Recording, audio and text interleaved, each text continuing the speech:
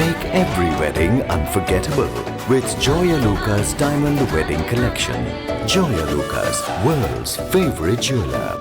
ആരാണൊരു മോശം സ്ത്രീ എന്ന് പറയുന്നത്?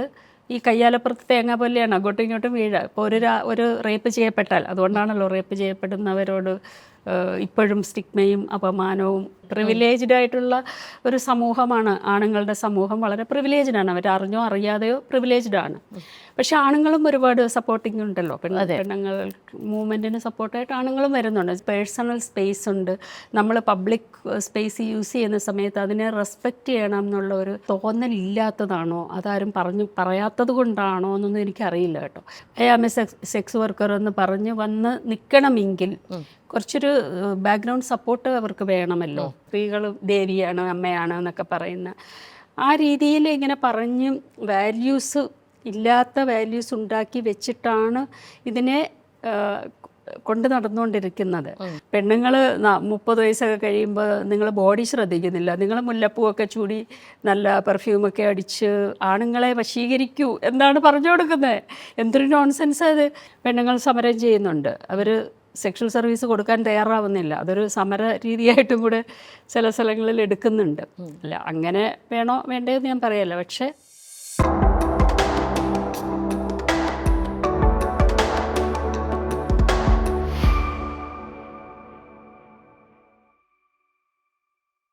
സെക്സ് വർക്കേഴ്സിൻ്റെ കൂടെ വർക്ക് ചെയ്ത ഒരു ഫേസിനെ കുറിച്ച് ചോദിച്ചാൽ എനിക്ക് ഓർമ്മയുണ്ട്.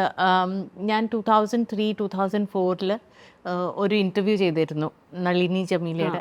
അപ്പോൾ ആ ഇൻ്റർവ്യൂവിലൂടെയാണ്, അത് ആ സമയത്ത് ഞാൻ മുംബൈയിലായിരുന്നു, ആ ഒരു ഇൻ്റർവ്യൂവിലൂടെയാണ് വേറൊരു ലോകം തന്നെ എൻ്റെ മുന്നിൽ തുറന്നു വന്നത്. കാരണം അത്രയും നാളും ഞാൻ കാണുന്ന ഒരു രീതി, ഒരു ലെൻസ്, അത് കംപ്ലീറ്റ്ലി മാറി മറിഞ്ഞു എന്നുള്ളതാണ്.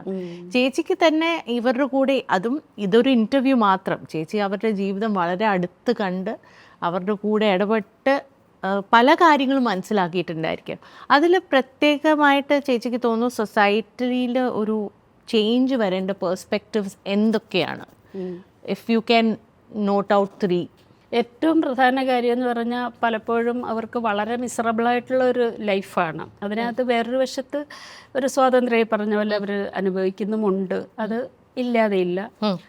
നളിനി ജമീലയും അതൊക്കെ തന്നെയാണല്ലോ പറയുന്നത്.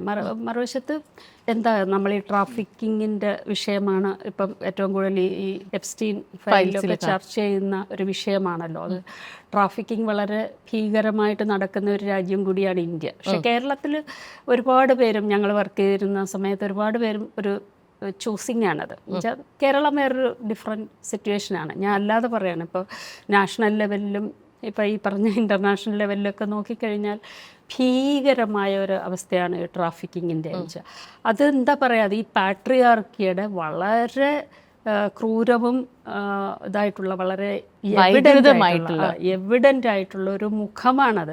അത് എക്സ്പോസ്ഡ് ആവുകയാണ്. ഈ എപ്സ്റ്റീൻ ഫയൽ വഴിയൊക്കെ അത് എക്സ്പോസ്ഡ് ആവുകയാണ്. പക്ഷെ നമ്മളെപ്പോഴും ചിന്തിക്കുന്ന എന്താണ്, നമ്മളെപ്പോഴും ഈ ട്രാഫിക്ഡ് ആയിട്ടുള്ള ട്രാഫിക്ഡ് സർവൈവേഴ്സിനെയാണ് നമ്മൾ ബ്ലെയിം ചെയ്യുന്നത്. അവിടെയാണ് ഏറ്റവും വലിയ മാറ്റം സൊസൈറ്റിയിൽ ഉണ്ടാകേണ്ടത്.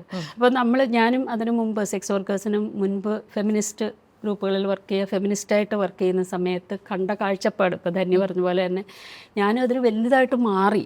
അപ്പം അതിനു മുമ്പ് നമ്മുടെ കാഴ്ചപ്പാടെന്ന് പറഞ്ഞാൽ ഇത് ഇല്ലാതാക്കുക, ഈ സെക്സ് വർക്ക് ഇല്ലാതാക്കുക. സെക്സ് വർക്ക് ഇല്ലാതാക്കുന്നതിന് ആദ്യം ക്ലയൻസിനെ ആയിരുന്നു നമ്മൾ ഓപ്പോസിറ്റ് നിർത്തിയത്. ക്ലയൻസ് ആണ് പ്രശ്നം. നമ്മൾ ഈ ഇതിലൊക്കെ കാണുമല്ലോ, സിഗരറ്റ് വെച്ച് പൊള്ളിക്കുന്നവരാണ് ക്ലയൻസ്, അവരെ അങ്ങനെ ചെയ്യുന്നു, അങ്ങനെയാണ് കണ്ടുകൊണ്ടിരുന്നത്. പക്ഷേ സെക്സ് വർക്കേഴ്സായിട്ട് പരിചയപ്പെടുമ്പോഴാണ് ആ പെർസ്പെക്റ്റീവിൽ ഒരു മാറ്റം വരുന്നത്. അവർ പറയും, അവർ ക്ലയൻസ് ഉണ്ടെങ്കിലല്ലേ അവർക്ക് ജീവിക്കാൻ പറ്റുള്ളൂ, അവരതിൽ സർവൈവ് ചെയ്യുന്നവരവർ ക്ലയൻസ് ഇല്ലെങ്കിൽ അവരുടെ ജോലിയല്ലേ പോകുന്നത്. പിന്നീട് ഞാൻ ഇവരുടെ കൂടെ വർക്ക് ചെയ്ത സമയത്ത് അവരോടൊപ്പം നിന്ന് സമരം ചെയ്തിട്ടുണ്ട്. ഇറ്റ് ഈസ് അവർ ലൈവ്ലിഹുഡ് എന്ന് വെച്ചാൽ അന്ന് സെൻട്രൽ ഗവൺമെൻറ് ഒരു തീരുമാനം, ക്ലയൻസിനെ കൂടെ അറസ്റ്റ് ചെയ്യണമെന്ന് പറഞ്ഞിട്ടുള്ളൊരു തീരുമാനം ഉണ്ടായിരുന്നു. അതിലെ നിയമത്തിൽ അങ്ങനെ ഒരു മാറ്റം വരുത്താനായിട്ട്, ക്ലയൻസിനെ ശിക്ഷിക്കുന്ന. അപ്പോൾ ഇവരെല്ലാം അതിനെതിരെ സമരം ചെയ്യുകയാണെന്ന് വെച്ചാൽ ക്ലയൻസ് ഇല്ലാതെ അവരെങ്ങനെ ജീവിക്കും? ഇറ്റ് ഈസ് അവർ ലൈവ്ലിഹുഡ് എന്നാണ് അവർ പറയുന്ന സമയത്ത്. അപ്പോൾ അവരുടെ വശത്തുനിന്ന് കാണാൻ പറ്റിയ എങ്ങനെയാണ്. പിന്നെ ഏറ്റവും വലിയ കാഴ്ചയെന്ന് പറഞ്ഞാൽ ഇതിൻ്റെ കുറ്റവാളികൾ അവരല്ലല്ലോ. കുറ്റവാളി ആരാണ്? അത് വീണ്ടും ഞാൻ എപ്സ്റ്റീൻ ഫയൽ വന്നപ്പോൾ വീണ്ടും ഞാൻ അതിനെക്കുറിച്ച് ചിന്തിക്കുമായിരുന്നു. നമ്മൾ പോയിട്ട് റിസർച്ച് ചെയ്യണമെങ്കിൽ ഇപ്പോൾ ഹാർവാർഡിൽ ഞാൻ പോയി റിസർച്ച് ചെയ്യണമെങ്കിൽ അതിന് ഫണ്ട് ചെയ്യുന്നത് ഇവരാണ്. നമ്മളിവിടെ പബ്ലിക്കേഷൻസിൽ ഇതുപോലുള്ള ഏറ്റവും ടോപ്പായിട്ടുള്ള ബിസിനസ് കാര്യങ്ങൾ, ലോകത്തിലെ ഏറ്റവും വലിയ ഇക്കണോമി നടത്തുന്ന ആൾക്കാർ ആണ് ഇത് ട്രാഫിക്കിംഗ് ചെയ്യുന്നത്. സെക്സ് ഇക്കണോമി, സെക്സിൻ്റെ ഇക്കണോമി, എല്ലാത്തിൻ്റെ ഇക്കണോമി ഇവരുടെ കൺട്രോളിൽ ഇരിക്കുന്ന ആൾക്കാരെ നമ്മളിങ്ങനെ തൊഴുതു നിൽക്കുക വരുന്ന സമയത്ത് അവരുടെ പുറകെ നടക്കും ഫണ്ട് കിട്ടാൻ. എന്നിട്ട് നമ്മൾ ബ്ലെയിം ചെയ്യുന്ന മുഴുവനും ഈ സർവൈവേഴ്സിനെയാണ്. അത് ആ ഒരു കാഴ്ചപ്പാട് മാറുന്നില്ല. അത് അന്ന് എന്താ പറയുക, പിന്നെ ഞങ്ങൾ സെക്സ് വർക്ക് സുനായിട്ട് ബന്ധപ്പെട്ട് വർക്ക് ചെയ്യുന്ന സമയത്തൊക്കെ ഭാര്യമാരാണ് ഏറ്റവും വലിയ ശത്രുക്കളായിട്ട് വരെ കാണുന്നത്. അതെ, വെച്ചാൽ അതൊരു നാരോ വിഷനാണ്. വെച്ചാൽ ഈ ഭാര്യയായിട്ടിരിക്കുന്നത് ഭയങ്കര ഡിസൈറബിൾ ആണെന്ന് വിചാരിക്കുന്നിടത്തോളമാണല്ലോ അത്. ഈ ഭാര്യയായിട്ടിരിക്കുന്ന പദവി അത്ര ഡിസൈറബിൾ ആണോ? അത് വലിയ ചോദ്യമാണ്.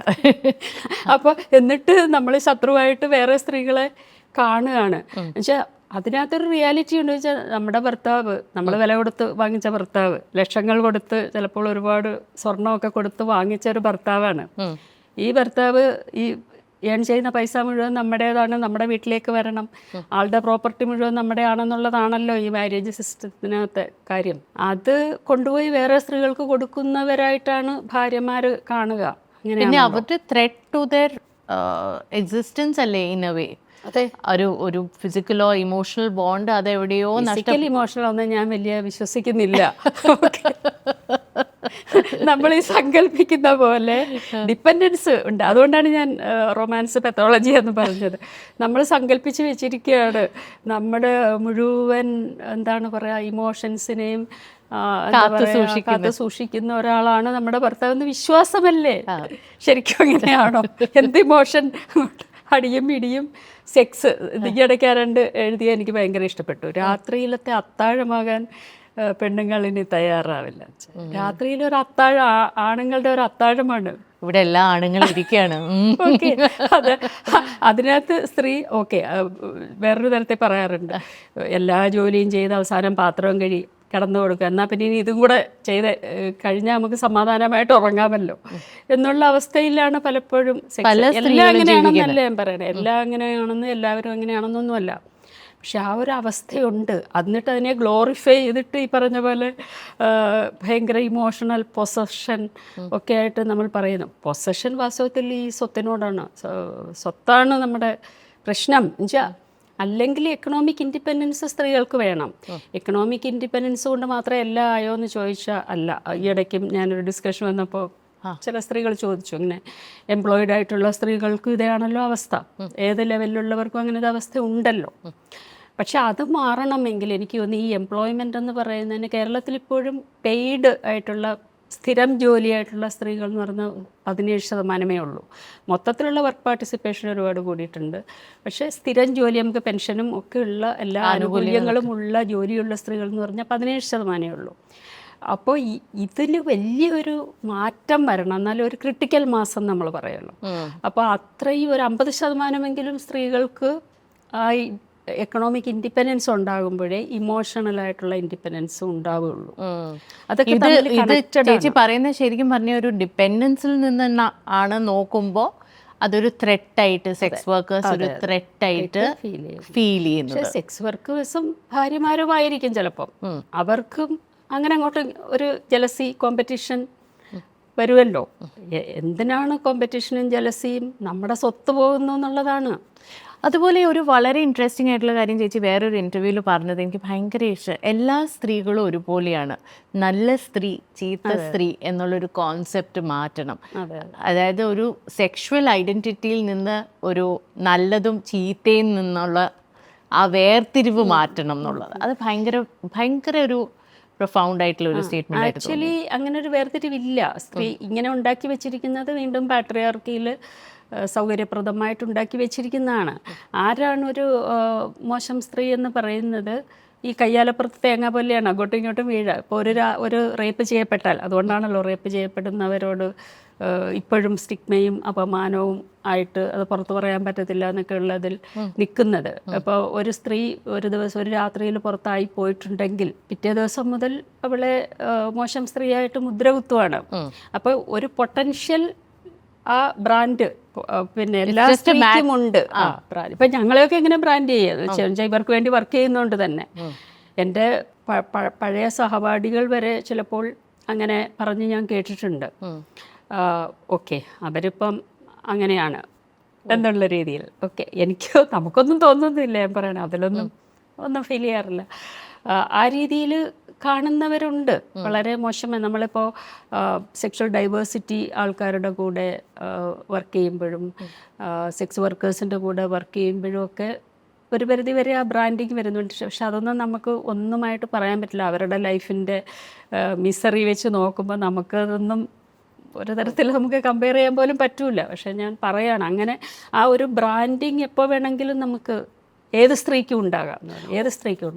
ഒരു സമയത്ത് നമ്മൾ സെക്സ് വർക്കേഴ്സിൻ്റെ ലീഗലൈസേഷൻ ചെയ്യണോ അല്ലെങ്കിൽ ഡീക്രിമിനലൈസ് ചെയ്യണോ എന്നുള്ളൊരു കോൺവെർസേഷൻസ് ഒത്തിരി നമ്മുടെ സമൂഹത്തിൽ നടക്കുന്നുണ്ടായിരുന്നു. പക്ഷേ ഇപ്പം അതിനെക്കുറിച്ചൊന്നും ചർച്ചകൾ കേൾക്കാറില്ല. അത് ഒരു പോസിറ്റീവായിട്ടുള്ളൊരു ചേഞ്ച് വന്നതുകൊണ്ടാണ്. എന്തുകൊണ്ടാണ് ഈ ഡിസ്കഷൻസ് ഇപ്പോൾ ഉണ്ടാകാത്തത്? ഇല്ല, അത് കേരളത്തിൽ മാത്രം ഇപ്പോൾ ഉണ്ടാകുന്നില്ല എന്ന് എനിക്ക് തോന്നുന്നുള്ളത്. നാഷണൽ ലെവലിൽ ശരിക്കും പറഞ്ഞാൽ സെൻട്രൽ ഗവൺമെൻറ്റിൻ്റെ ചില ഡോക്യുമെൻറ്റുകളിൽ തന്നെ അവർ സെക്സ് വർക്ക് അംഗീകരിച്ചിട്ടുണ്ട്. സെക്സ് വർക്ക് എന്നുള്ള രീതിയിൽ തന്നെ അംഗീകരിച്ചിട്ടുണ്ട്. അതായത് വേജസ് അങ്ങനെ എന്തെങ്കിലും ഒരു ആനുകൂല്യം ഗവൺമെന്റിന്റെ ഭാഗത്ത് നിന്ന് അങ്ങനെയൊന്നും ആയിട്ടില്ല എങ്കിൽ പോലും അത് തത്വത്തിൽ ഞാൻ കൃത്യത ഒന്നും ഓർക്കുന്നില്ല. പിന്നെ ഒരു ലീഗൽ വൊക്കാബുലറി ഇറക്കിയ സമയത്ത് അതിനകത്ത് പ്രോസ്റ്റിറ്റ്യൂഷൻ എന്നായിരുന്നു ആദ്യം ഉണ്ടായിരുന്നത്. പക്ഷേ കൽക്കട്ടയിലെയൊക്കെ ദുർബാർ മഹിളാ സമന്വയ കമ്മിറ്റി, അതുപോലെ ബോംബെയിലെ ചില ഓർഗനൈസേഷൻസ്, അവരൊക്കെ ഇപ്പോഴും വളരെ സ്ട്രോങ് വോക്കലാണ്. അവരൊക്കെ റെസ്പോണ്ട് ചെയ്തു ഉടനെ തന്നെ. ഒരുപാട് പേര് അവർക്ക് എഴുതിയിട്ട് അതിൽ മാറ്റം കൊണ്ടുവന്നു. പ്രോസ്റ്റിറ്റ്യൂഷൻ എന്നുള്ളത് മാറ്റിയിട്ട് സെക്സ് വർക്ക് എന്നാക്കി വെച്ചാൽ അത് ഡിഗ്നിറ്റി ആയിട്ട് ബന്ധപ്പെട്ടാണ് വരുന്നത്. സെക്സ് വർക്ക് ശരിയാണോ തെറ്റാണോ എന്നൊക്കെ ഉള്ളതിനേക്കാൾ കൂടുതൽ ആ ജോലിയിൽ കുറച്ച് സ്ത്രീകളുണ്ട്, അവരെ ഡിഗ്നിറ്റിയോടുകൂടി നമ്മൾ കാണുക എന്നുള്ളതിടത്താണ് ഈ സെക്സ് വർക്ക് എന്നൊക്കെ ഉള്ള വാക്കുകളുടെ പ്രസക്തി. അല്ലെങ്കിൽ എന്ത് വാക്കുകളാണ് ഉപയോഗിച്ചുകൊണ്ടിരുന്നവരെ കുറിച്ച് എന്നിട്ട് വീണ്ടും പിന്നെ ഒഫീഷ്യൽ ഡോക്യുമെൻസിലൊക്കെ അത്തരം വാക്കുകൾ വരാൻ തുടങ്ങിയപ്പോൾ അവർ പ്രതികരിച്ചു. പക്ഷെ കേരളത്തിലെ കാര്യം ഞാൻ പറയാം, കേരളത്തിൽ ഇപ്പോൾ അത്രയും വിസിബിളായിട്ട് വരത്തക്ക എണ്ണമില്ല, പണ്ടുമില്ല. പിന്നെ നമ്മൾ മീഡിയയൊക്കെ വഴി കുറച്ച് വിസിബിലിറ്റി ഉണ്ടാക്കിയതാണ്. യഥാർത്ഥത്തിൽ വലിയൊരു നമ്പർ കേരളത്തിലില്ല. പിന്നെ എല്ലാവരും ലിറ്ററേറ്റാണ്, മറ്റേ ഫോണുകളും ഒക്കെ ഉപയോഗിച്ചിട്ട് അവർക്ക് ഇൻവിസിബിൾ ആയിരിക്കാൻ കൂടുതൽ സാധ്യതകളുണ്ട്. അപ്പോൾ ആരും ഇതിലേക്ക് ഷെയിംഫുൾ ആയിട്ടുള്ള ഒരു ഇതിലേക്ക് വരാൻ ആഗ്രഹിക്കുന്നില്ല. അതായത് നമ്മൾ വിസിബിൾ എന്ന് ഉദ്ദേശിക്കുന്നത് റോഡിൽ നിന്ന് സോളിസിറ്റ് ചെയ്യുന്ന ഒരു സിറ്റുവേഷൻ കേരളത്തിൽ ഇത്തിരി കുറവാണ്. പിന്നെ വേറൊരു തരത്തിലുള്ള വിസിബിലിറ്റിയും കൂടെ ഞാൻ പറയുന്നത് പൊളിറ്റിക്കൽ ആയിട്ടൊരു വിസിബിലിറ്റി. ഐ സെക്സ് വർക്കർ എന്ന് പറഞ്ഞ് വന്ന് നിൽക്കണമെങ്കിൽ കുറച്ചൊരു ബാക്ക്ഗ്രൗണ്ട് സപ്പോർട്ട് അവർക്ക് വേണമല്ലോ. അപ്പോൾ അങ്ങനെയുള്ള കാര്യത്തിൽ അവിടെയാണ് ഈ പറഞ്ഞ ഇപ്പം ഒരുപാട് സ്ത്രീകളും പെൺകുട്ടികളും അവരുടെ റേപ്പ് വേണ്ട സെക്ഷൽ ഹറാസ്മെൻറ്റ് ഒക്കെയുള്ള കാര്യങ്ങളെ തുറന്ന് പറഞ്ഞുകൊണ്ട് പുറത്തേക്ക് വരുന്നുണ്ടല്ലോ. അവിടെ അതും കൂടെയൊക്കെ നടക്കുമ്പോഴേ ഈ ഷെയിംഫുൾ സിറ്റുവേഷൻ മാറുള്ളൂ. അതെൻ്റെ ബേർഡൻ മുഴുവനും നമ്മൾ സെക്സ് വർക്കേഴ്സിൻ്റെ തലയിലോട്ട് വെച്ചാൽ പറ്റത്തില്ല. അവർക്ക് എത്ര പേർക്ക് ഇപ്പോഴും അവരുടെ ഫിയർ അതാണ്. ഇപ്പോഴും ചിലപ്പോൾ അവരുമായിട്ട് ബന്ധപ്പെടുമ്പോൾ പറയും ഞങ്ങൾക്ക് ഓപ്പണായിട്ട് വരാൻ പറ്റത്തില്ല. അവർ വീട്ടിലൊന്നും അറിയാതെ, വീട്ടിലൊക്കെ അറിയാമായിരിക്കാം അല്ലെങ്കിൽ അടുത്തുള്ളവർക്ക് അറിയാമായിരിക്കാം, പക്ഷേ അവർക്ക് അത്രയും ധൈര്യം വരുന്നില്ല വിസിബിളായിട്ട്. അത്രയും മോശമായിട്ടാണ് സൊസൈറ്റി പ്രതികരിക്കുന്നത്. അതെല്ലാം എന്തിൻ്റെ ബേസിസിലാണ്? ഈ സ്ത്രീയുടെ ചാസ്റ്റിറ്റിയുടെ മുകളിലാണല്ലോ ഇത് മുഴുവനും. അത് പാട്രിയാർക്കിയാണല്ലോ. അപ്പോൾ എനിക്ക് തോന്നുന്നു ഈ സ്ത്രീകൾ കുറച്ചും കൂടെ ആക്റ്റീവായിട്ട് പുറത്തേക്ക് വരുമ്പോൾ, അല്ലെങ്കിൽ അവരുടെ ഷെയിം അവർ തന്നെ മാറ്റി ഓപ്പൺ ആകുമ്പോൾ ഇവർക്കും അതിനുള്ള ഒരു ഫേവറബിൾ എൻവയോൺമെൻറ്റ് വരുള്ളൂ. ഇപ്പം നമ്മളിപ്പോൾ സെക്ഷൽ അസോൾട്ടിൻ്റെ കാര്യം പറഞ്ഞു കഴിഞ്ഞാൽ ഈ ഇടയ്ക്ക് ഒരു റിവേഴ്സ് കോൺവെർസേഷനും നടക്കുന്നുണ്ട്. അപ്പോൾ ഇത്രയും നാളും ബസ്സിലാണെങ്കിലും പ്രൈവറ്റ് സ്പേസസ്, പബ്ലിക് സ്പേസസിലാണെങ്കിലും ഒരാൾ കൂടുന്നിടത്ത് ഒരു സ്ത്രീയെ മൊളസ്റ്റിയോ ഹാരസിയോ എന്തെങ്കിലും രീതിയിൽ ചെയ്തിരുന്നെങ്കിൽ അവിടെ ഒരു സ്ത്രീക്ക് പറയാനുള്ള ഏജൻസി കുറവാണെങ്കിൽ തന്നെയും ഒരു പബ്ലിക് സിമ്പത്തി ഉണ്ടായിരുന്നു. അപ്പം ഇപ്പോൾ നമ്മൾ ഈ മൊബൈൽ ഫോണിലൂടെ റെക്കോർഡ് ചെയ്ത് പല പെൺകുട്ടികൾ ഇത് സംസാരിച്ച്, പിന്നെ ഈയിടയ്ക്കുണ്ടായ ഒരു കേസ് ഉണ്ടായപ്പോൾ അതിന് എഗെയിൻസ്റ്റ് ആയിട്ടുള്ള ഒരു കോൺവെർസേഷൻ നടക്കുന്നു. അപ്പോൾ ഈ ഒരു ഫെമിനിസ്റ്റ് എന്ന നിലയ്ക്കും കുറേ നാളായിട്ട് ഈ ഏരിയയിൽ വർക്ക് ചെയ്യുന്ന രീതിയിൽ ചേച്ചിക്ക് എന്താണ് പറയാനുള്ളത് അതിനെക്കുറിച്ച്? എനിക്ക് വലിയ സന്തോഷമുണ്ട്. എന്ന് വെച്ചാൽ ഇപ്പം ശരിക്കും ടച്ച് ചെയ്യുന്നു എന്നുള്ള എൻ്റെ അർത്ഥം. സൊസൈറ്റിയുടെ ഈ പാട്രിയാർക്കൽ സംഭവത്തിനെ ടച്ച് ചെയ്തു തുടങ്ങി. ഫെമിനിസ്റ്റ് മൂവ്മെൻറ്റ് തൊട്ട് തുടങ്ങി എന്നുള്ളതിൻ്റെ തെളിവാണ് ഈ ഒപ്പോസിഷൻ വരുന്നത്. അല്ലെങ്കിൽ അവർ ആരെയും ബാധിക്കുന്നില്ല. ഇത് കുറച്ച് പെണ്ണുങ്ങൾ കിടന്നെന്തോ പറയുന്നു എന്നുള്ളതാണ്. ഇപ്പം അങ്ങനെയല്ല. ഇപ്പോഴത്തെ യങ് ജനറേഷൻ പ്രത്യേകിച്ച് അവരുടെ ഡിഗ്നിറ്റി വിട്ടുകൊടുക്കാൻ തയ്യാറല്ല പെൺകുട്ടികൾ. അങ്ങനെ വരുമ്പോഴത്തേക്ക് ഒരു സമൂഹത്തിൽ ചെറിയൊരു സ്ഥലത്തെങ്കിലും അങ്ങനെ ഒരു മൂവ്മെൻറ്റ് കുറച്ച് ശക്തിപ്പെട്ട് വരുന്നുണ്ട്. അപ്പോൾ സ്വാഭാവികമായിട്ട് എല്ലാ രാജ്യങ്ങളിലും വിമൻസ് ലിബറേഷൻ ഉണ്ടായ സ്ഥലങ്ങളിലൊക്കെ ഇത്തരം കോൺഫ്ലിക്റ്റുകൾ ഉണ്ടായിട്ടുണ്ട്. ഒരു ബാക്ക്ലാഷ് ഉണ്ടാകാതെ പറ്റില്ലല്ലോ. ഇതങ്ങനെ എളുപ്പത്തിൽ സമ്മതിച്ചു കൊടുക്കില്ലല്ലോ ആരും. പ്രിവിലേജ്ഡ് ആയിട്ടുള്ള ഒരു സമൂഹമാണ് ആണുങ്ങളുടെ സമൂഹം. വളരെ പ്രിവിലേജ്ഡാണ്. അവർ അറിഞ്ഞോ അറിയാതെയോ പ്രിവിലേജ്ഡ് ആണ്. പക്ഷെ ആണുങ്ങളും ഒരുപാട് സപ്പോർട്ടിങ് ഉണ്ടല്ലോ. പെണ്ണുങ്ങൾ മൂവ്മെൻറ്റിന് സപ്പോർട്ടായിട്ട് ആണുങ്ങളും വരുന്നുണ്ട്. വെച്ചാൽ സൊസൈറ്റി ചേഞ്ച് ചെയ്ത് ബുദ്ധിയുള്ള ആൾക്കാർ അതിൻ്റെ കൂടെ നിൽക്കും അല്ലേ. സൊസൈറ്റി എങ്ങോട്ടാണോ പോകുന്നത് അതിലേക്ക് ബുദ്ധിയുള്ള മനുഷ്യരൊക്കെ അതിൻ്റെ കൂടെ നിൽക്കും. അല്ലാത്തവർ ഈ പറഞ്ഞ പോലെ അവർക്ക് പെട്ടെന്ന് മനസ്സിലാവുന്നു, നഷ്ടങ്ങൾ വരുന്ന കാര്യം മനസ്സിലാവുന്നുണ്ട്. അപ്പം തീർച്ചയായിട്ടും ഒരു ബാക്ക്ലാഷ് അല്ലെങ്കിൽ അതിനൊരു എതിര് വരും. അത് നമ്മൾ പ്രതീക്ഷിക്കേണ്ടത് തന്നെയാണ്. ഞാൻ ശരിക്കും പറഞ്ഞാൽ കേരളത്തിലെ പ്രൈവറ്റും KSRTC ബസ്സസിൽ യാത്ര മതിയാക്കിയ ഒരാളാണ് 7ാം ക്ലാസ്സിലോ 8ാം ക്ലാസ്സിലോ. കാരണം അത്രയ്ക്കും ഹാരസ് ചെയ്ത് ഒരു കൊച്ചുകുട്ടിയെ, അതായത് ഒരു 7ാം ക്ലാസ് പഠിക്കുന്ന കുട്ടിക്ക് എത്ര പ്രായമുണ്ട്, അത്ര ഹാരസ് ചെയ്തിട്ട് അവസാനം ഞാൻ എൻ്റെ അച്ഛനും അമ്മയോട് തീർത്ത് പറഞ്ഞു, നിങ്ങൾ എവിടെ വേണമെങ്കിലും പോയിക്കോ, ഞാൻ വരില്ല. ആ ഒരു സ്ഥിതിയിൽ നിന്ന് ഇന്ന് ആ പെൺകുട്ടികൾ റിയാക്ട് ചെയ്യും, സോഷ്യൽ മീഡിയ ഒരു ടൂളായിട്ട് യൂസ് ചെയ്യുന്നത്. Of course like you say it's A change. അതെ, അത് ഞങ്ങളൊക്കെ പഠിക്കുന്ന സമയത്തില്ലേ സേഫ്റ്റി പിന്നാണ് ഉപയോഗിക്കുന്നത്. അതെ, എൻ്റെ അമ്മ കോളേജിൽ എന്ന് വെച്ചാൽ ഭയങ്കര തിരക്കുള്ള ബസ്സുകളായിരിക്കും. അപ്പോൾ ഈ പെൺകുട്ടികളെല്ലാം സേഫ്റ്റി പിൻ എടുത്ത് വെച്ച് നല്ല കുത്തു കൊടുക്കുകയാണ് ചെയ്യുന്നത്. പക്ഷെ അതും ഒരു സ്ട്രാറ്റജിയാണ്. പിന്നെ എനിക്കിപ്പോഴും ഉള്ളൊരു സംശയം എന്ന് പറഞ്ഞാൽ ഇത് തിരിച്ചറിയാൻ ചിലപ്പോൾ ടച്ചൊക്കെ തിരിച്ചറിയാൻ കുറച്ച് ബുദ്ധിമുട്ടാണ്. ചിലപ്പോൾ അറിയാൻ പറ്റും. എനിക്കെപ്പോഴും തോന്നുന്ന ഒരു കാര്യം എന്ന് പറഞ്ഞാൽ ഇത് ഇപ്പം സെക്ഷൽ അസോൾട്ട് അല്ലെങ്കിൽ ഹറാസ്മെൻ്റ് എന്ന് പറയുന്നത് ഭയങ്കര എവിഡൻ്റ് ആകണമെന്നൊന്നുമില്ല, അല്ലെങ്കിൽ സെക്ഷൽ ആവണമെന്നുമില്ല. അതൊരു പവറിൻ്റെ ഒരു എക്സ്പ്രഷനായിട്ട് വരും, ഡോമിനൻസിൻ്റെ. എനിക്കിപ്പോൾ ഈ ബസ്സിലോ ട്രെയിനിലോ ഒക്കെ യാത്ര ചെയ്യുമ്പോഴേ നമ്മൾക്ക് ഇങ്ങനെ 3 പേർക്ക് ഇരിക്കാവുന്ന അല്ലെങ്കിൽ 2 പേർക്ക് ഇരിക്കാവുന്ന അടുത്തടുത്ത് ഇരിക്കുന്ന സമയത്ത് ആണുങ്ങളും നമ്മൾ അടുത്തിരിക്കുകയാണെങ്കിൽ അവർ ഫുൾ സ്പേസ് എടുക്കും. അപ്പോൾ നമുക്കത് ടച്ചിങ്ങും ഇപ്പോൾ കൈയുടെ മുട്ടൊക്കെ എപ്പോഴും നമ്മുടെ വയറിലിരിക്കും അവരുടെ. അത് നാച്ചുറലാണോ അതോ പർപ്പസ്ഫുള്ളാണോ നമുക്ക് തിരിച്ചറിയാനേ പറ്റില്ല. അപ്പോൾ എനിക്ക് എപ്പോഴും തോന്നുന്നൊരു സംശയം, ഈ കാലിങ്ങനെ വിടർത്തി വെച്ചവരിയ്ക്കുകയുള്ളൂ. അപ്പോൾ കാലടുപ്പിച്ച് വെച്ചാൽ അവർ കുറച്ച് ഫെമിനൈനായി പോകുമെന്ന് അവർക്ക് പേടിയുണ്ടോ എനിക്കറിയില്ല. അതൊക്കെ ഒരു മെയിൽ എക്സ്പ്രഷനാണോ എന്നുള്ള ഒരു മസ്കുലൈൻ എക്സ്പ്രഷനാണോ എന്ന് ഞാൻ എപ്പോഴും ചിന്തിക്കുന്ന ഒരു കാര്യമാണ്. ഞാനൊന്നും പറയാറുമില്ല, പക്ഷേ പറയാനും നമുക്ക് പലപ്പോഴും ബുദ്ധിമുട്ടാണ്. നിങ്ങൾ കാലടുപ്പിച്ച് വെച്ചിരിക്കുമെന്ന് നമുക്ക് പറയാൻ പറ്റും ഒരാളോട്. പക്ഷേ അതാണ് ഞാൻ പറഞ്ഞത്, അവരവരുടെ സ്പേസ് ബൗണ്ടറിയെ റെസ്പെക്റ്റ് ചെയ്യുക. പെണ്ണുങ്ങൾക്കും ഒരു ബൗണ്ടറി ഉണ്ട്, ആണുങ്ങൾക്കുമുണ്ട്. ഒരു പേഴ്സണൽ സ്പേസ് ഉണ്ട്. നമ്മൾ പബ്ലിക് സ്പേസ് യൂസ് ചെയ്യുന്ന സമയത്ത് അതിനെ റെസ്പെക്റ്റ് ചെയ്യണം എന്നുള്ള ഒരു തോന്നലില്ലാത്തതാണോ, അതാരും പറയാത്തത് കൊണ്ടാണോ എന്നൊന്നും എനിക്കറിയില്ല കേട്ടോ. എനിക്കറിയില്ല ബാക്കിയുള്ളവർക്ക് ഫീൽ ചെയ്യും. എനിക്കെപ്പോഴും ഫീൽ ചെയ്യുന്ന ഒരു കാര്യമാണ്, അവർ ഫുൾ സ്പേസ് എടുക്കും, നമ്മളിങ്ങനെ ഒതുങ്ങിയിരിക്കണം. നമ്മൾ ഒരേപോലെ പൈസ കൊടുത്ത് ടിക്കറ്റ് എടുക്കുന്നതായിരിക്കും. ഞാൻ പറഞ്ഞാൽ ഇതൊക്കെ എപ്പോഴും സെക്ഷൽ ആവണമെന്നില്ല. ഒരു വേറൊരാളിൻ്റെ ബൗണ്ടറിയെ റെസ്പെക്റ്റ് ചെയ്യുന്നതും അതിൽ മസ്കുലിനിറ്റി എന്ന് പറയുന്ന ഒരു സാധനം അവർക്ക് തന്നെ ചിലപ്പോൾ തോന്നുന്നുണ്ടാവും, ഞാൻ ഒതുങ്ങിയിരുന്നാൽ അയ്യോ ഞാൻ പെണ്ണിനെ പോലെ ആയി പോകുമോ എന്നൊക്കെ ഉണ്ടാവുമെന്ന് എനിക്ക് തോന്നുന്നു. ചേച്ചി, അതുപോലെ വളരെയധികം കോളിളക്കം സൃഷ്ടിച്ച 2-3 കാര്യങ്ങളാണ്. ഒന്ന്, സെക്ഷൽ അസോൾട്ട് കേസ് വേർഡിക്റ്റ് വന്നത്.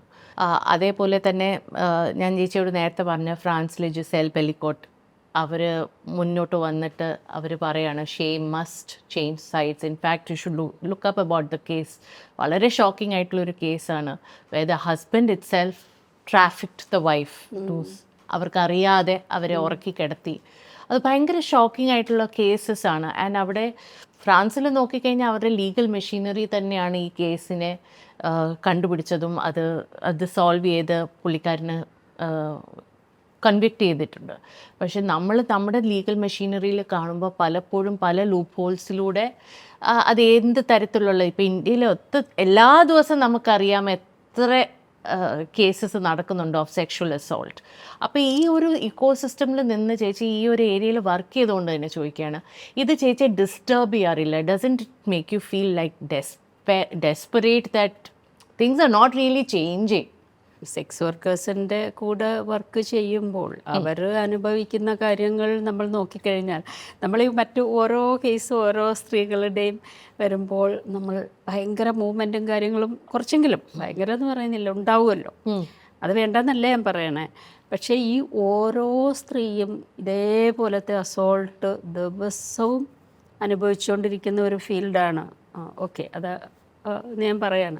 പക്ഷേ ഇത് ഈ പാട്രിയാർക്കൽ സിസ്റ്റം എന്ന് പറയുന്നതിൽ നമ്മൾ വളരെ സേഫ് എന്ന് വിചാരിക്കുന്ന നമ്മുടെ ഫാമിലി, ഈ പറഞ്ഞ കല്യാണം കഴിച്ചു കഴിഞ്ഞാൽ ഭയങ്കര സേഫാണെന്ന് പറഞ്ഞിട്ടാണല്ലോ ഈ ലക്ഷങ്ങൾ കൊടുത്തും ഒരുപാട് ഇത് കൊടുത്തും നമ്മുടെ നാട്ടിൽ കല്യാണം കഴിക്കുന്നത്. മറ്റു സ്ഥലങ്ങളിലും അതൊരു സേഫ് സെക്യൂർ പ്ലേസ് എന്നുള്ള രീതിയിലാണല്ലോ. പക്ഷെ അങ്ങനെ അല്ലാത്തത് കാണിക്കുന്നതാണ് ഈ പറഞ്ഞ സംഭവങ്ങളൊക്കെ തന്നെ. അതിൻ്റെ പൊട്ടൻഷ്യൽ. അതെ, അതാണ് ചിലപ്പോൾ നമ്മൾ പറയാറുണ്ട് marriage is the greatest risk factor for women എന്നും പറയാറുണ്ട്. ചിലപ്പോൾ എന്ന് വെച്ചാൽ നമുക്ക് എന്ത് സംഭവിക്കുന്ന അറിയില്ല. ചിലപ്പോൾ ഇതൊന്നും ഇല്ലായിരിക്കാം, ചിലപ്പോൾ 60% 70% ആൾക്കാർ പ്രശ്നമില്ലാതെ പോകുന്നുണ്ടായിരിക്കും. പക്ഷെ ആ പൊട്ടൻഷ്യൽ ഓഫ് റിസ്ക് ഉണ്ടല്ലോ. ഇപ്പം ഈ പറഞ്ഞ ഇത്രയും പേർക്ക് വേണ്ടി പിന്നെ ഇത് ഭാര്യയെ വിറ്റ ഭർത്താവ്, അല്ലെങ്കിൽ ഡൗറിയുടെ പേരിൽ കൊല്ലുന്ന ഭർത്താക്കന്മാർ. അപ്പോൾ ഈ റിസ്ക് എപ്പോഴും അവിടെ നിൽക്കുകയാണല്ലോ. പക്ഷെ ഇതിന്, ഈ സിസ്റ്റത്തിന് നമ്മളും കൂടെയുള്ള സമ്മതം കൊടുക്കുകയാണ്. എല്ലാ സ്ത്രീകൾ ഇതിന് സമ്മതം കൊടുക്കുന്നില്ലെങ്കിൽ ഇത് സംഭവിക്കില്ലല്ലോ. അവിടെയാണ് നേരത്തെ പറഞ്ഞ പോലെ ഇതിന് തയ്യാറല്ല ഇപ്പോഴത്തെ പെൺകുട്ടികൾ. കല്യാണം കഴിക്കാൻ തയ്യാറല്ല, ഡീസെൻറ്റർ ചെയ്യുന്നു എന്നുള്ളൊരു കാര്യം പറഞ്ഞല്ലോ. അവിടെ മാറ്റം വരുള്ളൂ, അങ്ങനെ മാറ്റം വരുള്ളൂ. ഇതിന് നിയമം തന്നെ ഇഫക്റ്റീവ് ആകാത്തതെന്നാണ് പലപ്പോഴും. നമ്മൾ ഒരുപാട് നിയമങ്ങൾ കൊണ്ടുവന്നിട്ടുണ്ട്. Prevention of sexual harassment at work place ഉണ്ട്, ഡൊമസ്റ്റിക് വയലൻസിനെതിരായിട്ടുള്ളതുണ്ട്, ഡൗറി, ആൻറ്റി ഡൗറി എത്രയോ കൊല്ലം മുമ്പ് ആദ്യ സ്വാതന്ത്ര്യം കിട്ടിയ ഉടനെ കൊണ്ടുവന്ന നിയമമാണ്. ഇതൊന്നും വർക്കാകാത്ത എന്തുകൊണ്ടാണ്?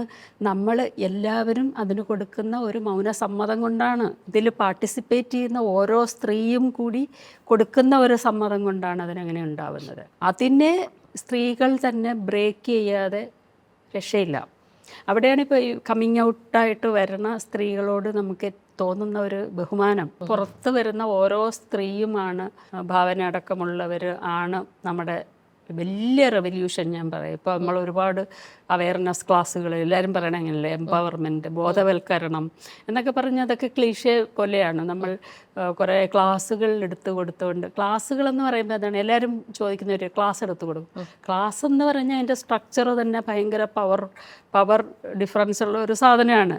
മുകളിൽ നിന്നൊരാൾ പറയുന്നു, താഴെ കേൾക്കുന്നു എന്നുള്ള അതിനേക്കാളൊക്കെ എത്ര വലിയ റെവല്യൂഷനാണ് ഈ സ്ത്രീകൾ, ഓരോ സ്ത്രീയും പുറത്തു വരുന്ന ഷെയിമിനെ വലിച്ചെറിഞ്ഞ്, മുഖംമൂടി വലിച്ചെറിഞ്ഞ്, ഈ അക്യൂസ് ചെയ്യുന്നവരുടെ മുഖംമൂടി വലിച്ചെറിയുന്ന സ്ത്രീ, അതാണ് ശരിക്കും റെവല്യൂഷൻ ഉണ്ടാക്കുന്നത്.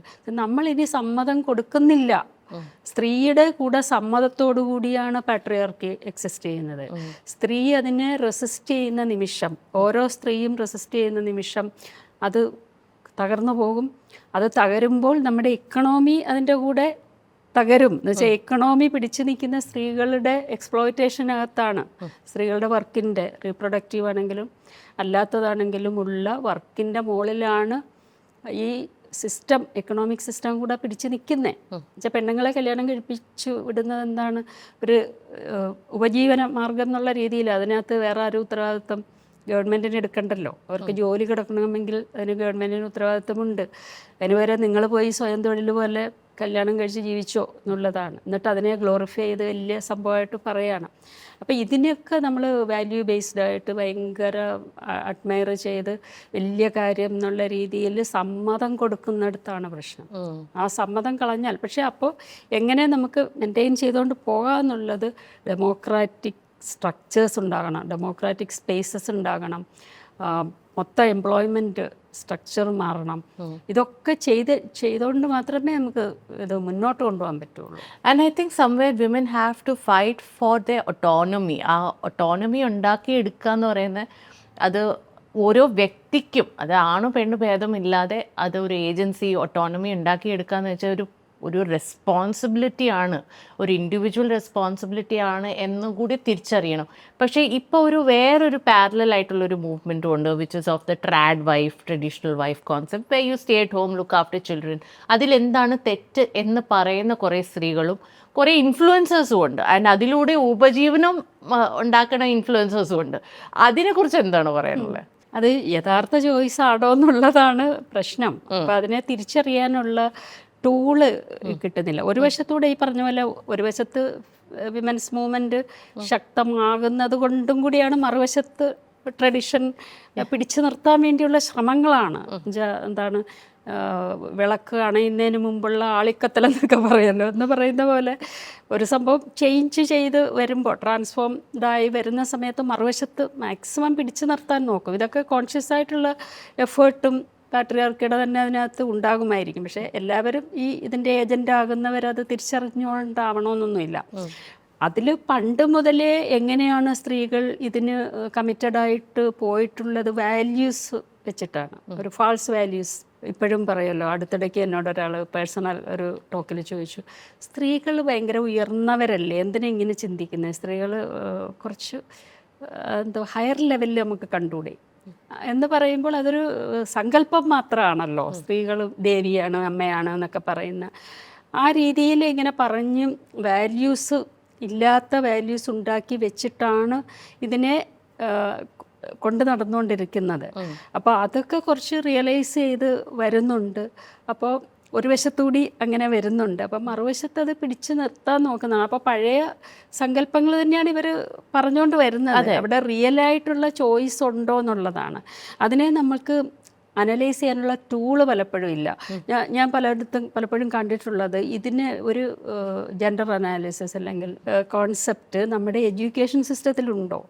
ഇതിനെ അനലൈസ് ചെയ്യാനുള്ള ടൂൾ എന്താണ്? ഈ പാട്രിയാർക്കി എന്ന് പറയുമ്പോൾ തന്നെ അതുപോലും ടോളറേറ്റ് ചെയ്യാൻ ആളുകൾക്ക് പറ്റില്ല. നിങ്ങളെന്ത് ഈ പാട്രിയാർക്കി എന്ന് പറയുന്നത് എന്നാണ് ചോദിക്കുന്നത്. ഇത് എവിടെയും പഠിക്കുന്നില്ല. നമ്മുടെ ഭരണഘടന പോലും പഠിപ്പിക്കുന്നില്ലല്ലോ. ഭരണഘടനയിൽ തുല്യത എന്ന് പറയുന്നുണ്ട്. അപ്പോൾ എല്ലാവരും ചോദിക്കും, എവിടെയാണ് തുല്യത ഇല്ലാത്ത? എല്ലാവർക്കും പോയി സ്കൂളിൽ പഠിച്ചുകൂടെ? പക്ഷേ അതുപോലും പറ്റത്തില്ലായിരുന്നു പണ്ട് എന്നുള്ള കാര്യമുണ്ട്. വോട്ടവകാശം ഉണ്ടായിരുന്നില്ല. വോട്ടവകാശവും ഒരുപാട് ഇന്ത്യയിലാണെങ്കിൽ പോലും ആദ്യകാല സ്വാതന്ത്ര്യ സമരത്തിലുള്ള സരോജിനി നായിഡുവിനെ പോലെയൊക്കെയുള്ളവർ ഒരുപാട് വാദിച്ചിട്ടാണ് ഇന്ത്യയിൽ ആദ്യമേ സ്ത്രീകൾക്ക് വോട്ടവകാശം കിട്ടിയത്. പക്ഷെ അപ്പോഴും പിന്നെ ഈ നിയമസഭ പോലെയുള്ള ബോഡികളിൽ എത്ര റെപ്രസെൻറ്റേഷൻ വരുന്നുണ്ട്? അപ്പം ഇതൊക്കെ നമുക്ക് നോക്കണമെങ്കിൽ അനലൈസ് ചെയ്യാനുള്ള ടൂൾസ് വേണം. ഈ പറയുന്ന ആൾക്കാർ എന്ത് ടൂൾ ഉപയോഗിച്ചിട്ടാണ് ഇവർ പറയുന്നത്? വെറുതെ എന്താണ് പറയുക, വെറുതെ ചില തോന്നലുകൾ അല്ലെങ്കിൽ എന്താണ് നമ്മളുടെ ചില ഫീലിങ്സ്, അങ്ങനെയൊന്നും പറയാൻ പറ്റുന്ന കാര്യമില്ല. ഇതിനൊക്കെ സയൻസും അതിൻ്റെ മെത്തേഡ്സും ഒക്കെ ഉണ്ടല്ലോ. ആൻഡ് ഇതിനകത്ത് ഇൻഹെറൻ്റ് ആയിട്ടുള്ളൊരു വലിയൊരു റിസ്ക് ഉണ്ട്. When you choose to be a traditional wife without any income source of your own, നമ്മൾ എവിടെയോ കംപ്ലീറ്റ്ലി ഡിപ്പെൻഡൻറ്റും കൂടിയാണ് ഫോർ ആ sustenance on another person. അപ്പൊ അതൊരു വലിയൊരു റിസ്ക് ആണ്. അത് മുന്നിൽ കാണാതെയാണ് ഒരു പക്ഷേ ഈ തീരുമാനങ്ങളിലേക്ക് സ്ത്രീകളും പെൺകുട്ടികളും എത്തുന്നത്. അതെ, അതാണ് ഞാൻ പറഞ്ഞത്. അതിനൊരു ടൂള് കൊടുക്കുന്നില്ല അവർക്ക്. നമുക്കിത് തിരിച്ചറിയണമെങ്കിൽ ആ തിരിച്ചറിയാനുള്ള ടൂൾ ഉപയോഗിക്കുന്ന ആളുകൾക്ക് അത് പെട്ടെന്ന് മനസ്സിലാകും. പക്ഷെ ഇല്ലെങ്കിൽ അവർ ബിലീഫിനകത്തായിരിക്കുന്നത്.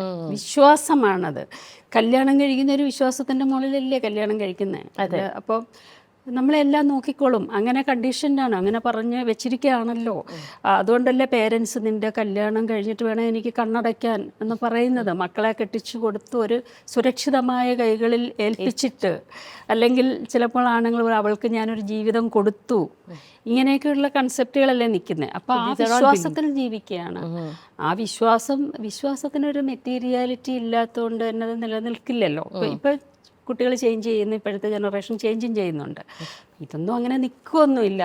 പക്ഷേ നിൽക്കും എപ്പോഴാണ് അതിൻ്റെ, അതായത് നേരത്തെ പറഞ്ഞു, എക്കണോമിക് സ്ട്രക്ചർ ഇതിൻ്റെ കൂടെ മാറുന്നില്ലെങ്കിൽ, പൊളിറ്റിക്കൽ സ്ട്രക്ചർ മാറുന്നില്ല, അവിടെയൊക്കെ ഈ ഡെമോക്രസിയും ഇക്വാളിറ്റിയും നമ്മൾ പ്രാക്ടീസ് ചെയ്യുന്നില്ലെങ്കിൽ ഇത് എങ്ങനെ പോകും നമുക്ക് പറയാൻ പറ്റത്തില്ല. എന്നുവെച്ചാൽ മെറ്റീരിയൽ കണ്ടീഷൻ വേണമല്ലോ. അതെ. ജോലി ഇല്ലെങ്കിൽ പിന്നെ സ്വന്തമായി ഒരു ഉപജീവനം ഇല്ലെങ്കിൽ സ്ത്രീകൾ എന്ത് ചെയ്യും? ഇപ്പോൾ ഒരുപാട് പേര് മൈഗ്രേറ്റ് ചെയ്യുന്നുണ്ട്, അതൊക്കെ എക്സ്പ്ലോർ ചെയ്യുന്നുണ്ട് പെൺകുട്ടികൾ. അതെ. അത് ചെയ്യുന്നുണ്ട്. അപ്പോൾ ഇവിടെ തന്നെ പണ്ടാണെങ്കിൽ അങ്ങനെയല്ല. ഇപ്പോൾ എൻ്റെ അച്ഛനും ഒക്കെ എന്നോട്, അച്ഛന് ജോലി വേണമെന്നുള്ളതാണ് പ്രധാന കാര്യം, എന്നെ കല്യാണം കഴിപ്പിക്കുക എന്നുള്ളതൊന്നുമല്ല. അത് ഇങ്ങനെ നടന്നോട്ടെ എന്നുള്ളതേ ഉള്ളൂ. പക്ഷേ എന്നോട് കുട്ടിക്കാലം മുതൽ പറയുന്നത് ജോലി വേണമെന്നാണ്. പക്ഷേ അച്ഛൻ അപ്പോഴും ഒന്നുകിൽ ടീച്ചർ അല്ലെങ്കിൽ ഡോക്ടർ, ഈ 2 ജോലിക്ക് അപ്പുറത്തോട്ട് അച്ഛന് താല്പര്യമില്ല. അപ്പോൾ ടീച്ചർ കോളേജിലോ സ്കൂളിലോ എവിടെയായാലും നല്ല ജോലി, ഡിഗ്രിഫൈഡ് ജോലി. ഡോക്ടറും അതുപോലെ മോഡേൺ മെഡിസിൻ ആയാലും കുഴപ്പമില്ല, ആയുർവേദം ആയാലും കുഴപ്പമില്ല, ഹോമിയോ ആയാലും കുഴപ്പമില്ല, ഡോക്ടർ ആവണം. പക്ഷേ എനിക്ക് സയൻറ്റിസ്റ്റ് ആവാനൊക്കെയായിരുന്നു എനിക്ക് ഇൻട്രസ്റ്റ്. അതിനിപ്പോൾ യാത്ര ചെയ്യേണ്ടി വരും, വേറെ നാട്ടിൽ പോകേണ്ടി വരും, കൺവെൻഷണലല്ല. അപ്പം അങ്ങനെ ആണല്ലോ, അങ്ങനെ നമ്മുടെ ഒരു ലിമിറ്റ് ചെയ്യുന്നത്, നമ്മളെ ലിമിറ്റ് ചെയ്ത് കൊണ്ടുപോകുന്നത് അങ്ങനെയാണ്. ചേച്ചി, എനിക്ക് ഭയങ്കര ഇൻട്രസ്റ്റിംഗ് ആയിട്ടുള്ള കുറേ കാര്യങ്ങളും കൂടി സംസാരിക്കാനുണ്ട്. അതിലൊന്ന് ഞാൻ മാത്രം ടച്ച് ചെയ്യാണ്, which I thought was very relevant. കാരണം നമ്മളിപ്പോൾ സിനിമയിൽ കണ്ടു കഴിഞ്ഞാൽ ഒരു 40s സ്ത്രീകൾ ഡിസപ്പിയർ ചെയ്യാണ്.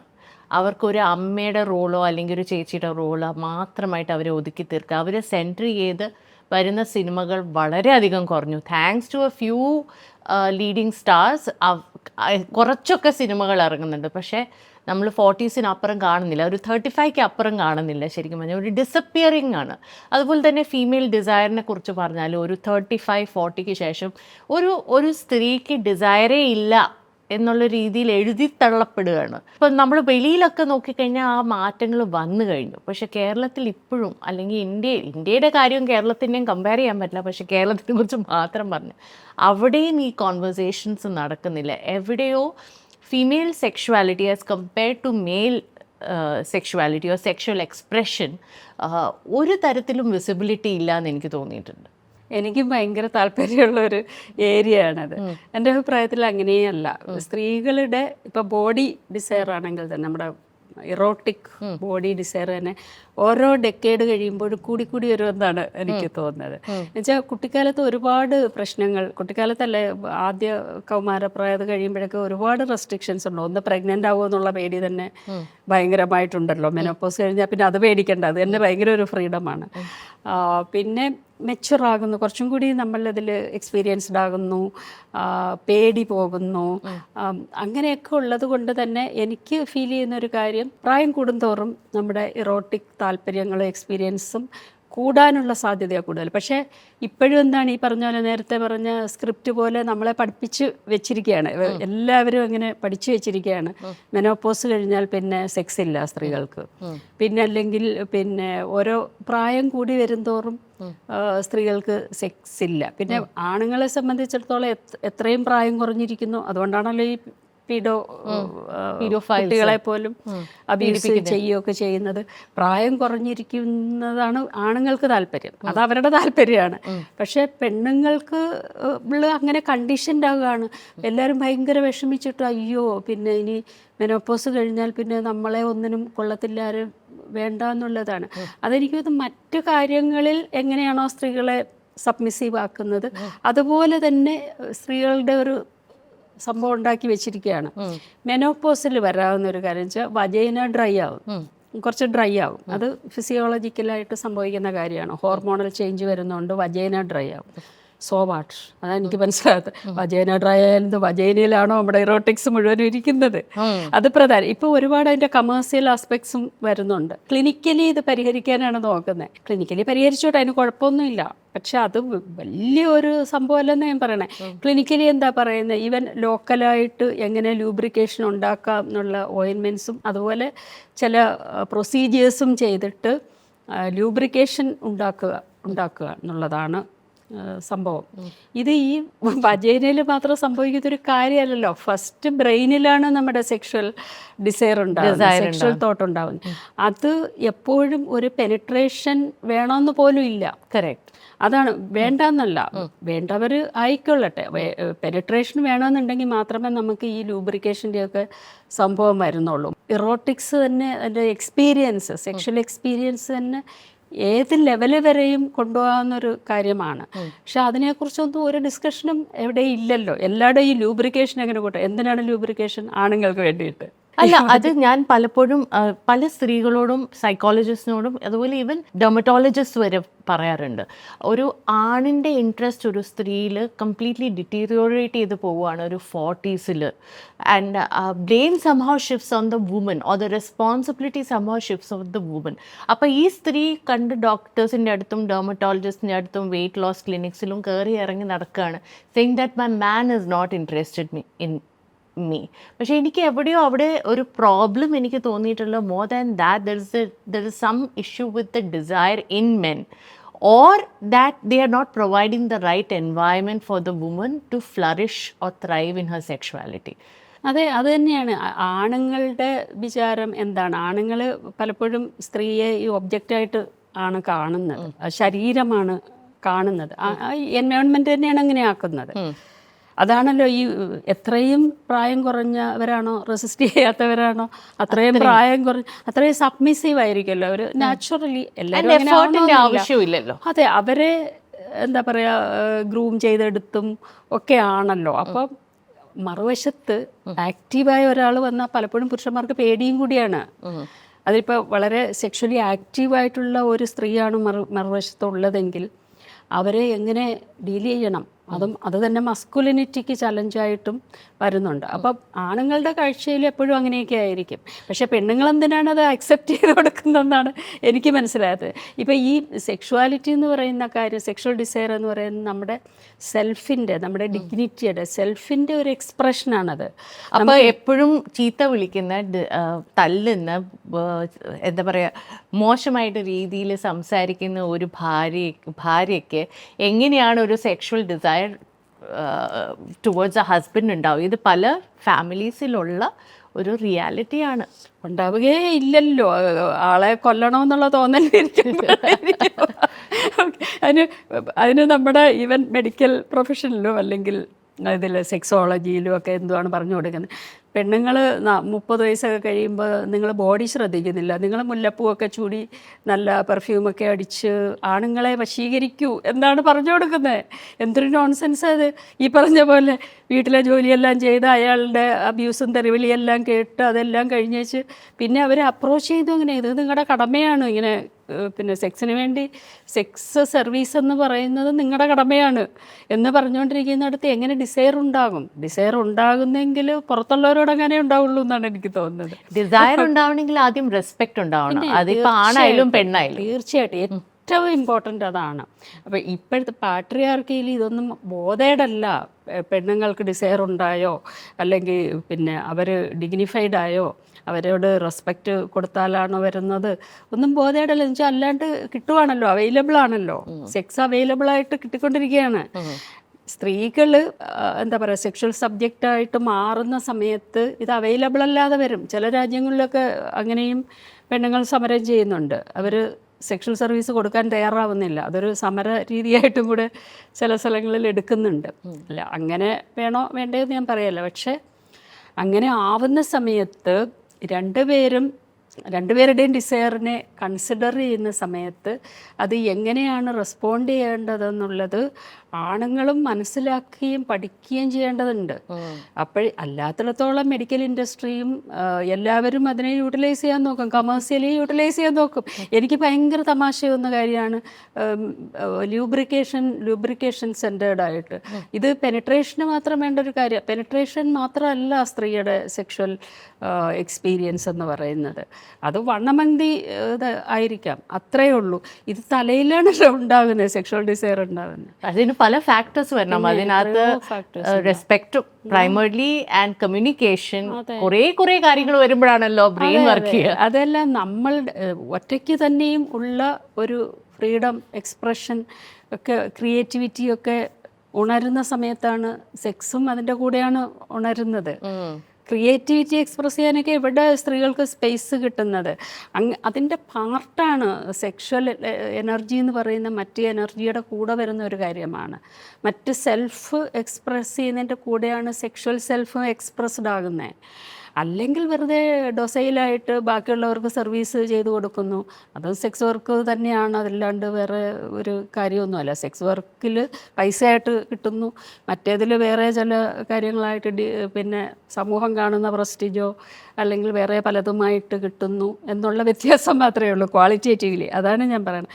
മറ്റേത് പൈസയായിട്ടാണ് കിട്ടുന്നത് എന്നുള്ളതേ ഉള്ളൂ. ചിലപ്പോൾ ഭാര്യ ആവുന്ന സമയത്ത് പൈസ പോലും കിട്ടാത്ത അവസ്ഥയും കൂടെ വരുന്നുണ്ട്. That is a very strong statement Jessy. ഇത് ഈ ഒരു വിഷയം ഞാൻ കുറച്ച് സംസാരിക്കണമെന്ന് എനിക്കും ആഗ്രഹം ഉള്ളതാണ്. വെച്ചാൽ അത്രയധികം ഈ മെനോപോസ് കോൺസെൻട്രേറ്റഡ് ആയിട്ടുള്ള ഡിസ്കോഴ്സസ് നടക്കുകയാണ് ഇപ്പം. അത് കമേഴ്ഷ്യലി ഉപയോഗപ്പെടുത്തുന്നു.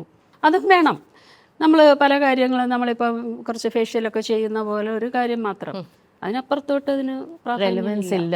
In fact there is a lady called Seema Anand who talks about, very few women talk about it in social media spaces. അതിൽ ഒരാളാണ് Seema Anand, and she has always been talking about it as to how important it is for a woman to be treated right, to express herself. I think that pretty much sums up what you said now. അതെ. ഇപ്പോൾ അല്ലെങ്കിൽ തന്നെ നമ്മുടെ life expectancy സ്ത്രീകളുടെ വളരെ കൂടുതലാണ് കേരളത്തിൽ. ഏതാണ്ട് 78 എന്തുകൊണ്ട് പുരുഷന്മാരെക്കാൾ 5 വയസ്സ് കൂടുതലാണ്. അപ്പോൾ ഇത്രയും കാലം ഈ മെനോപോസൊക്കെ 45-50 ഒക്കെ ആകുമ്പോൾ ആവറേജിൽ 50 വയസ്സിലൊക്കെ മെനോപോസ് ആകും. അത് കഴിഞ്ഞുകൊണ്ട് ഇത്രയും ജീവിതം വളരെ ഡള്ളായിട്ട് ജീവിക്കാനോ എന്തിന്?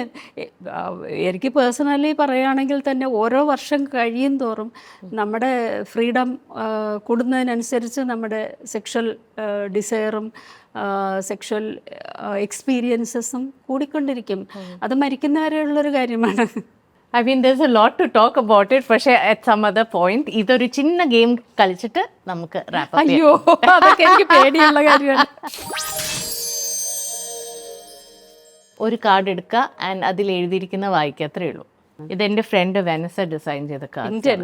Intense. How intense are you? Intense ആണോ ചേച്ചി? ചിലപ്പോൾ ചില കാര്യങ്ങളിൽ ഇന്റൻസ് ആകും എന്നാണ് എനിക്ക് തോന്നുന്നത്. എന്ത് കാര്യങ്ങളില്?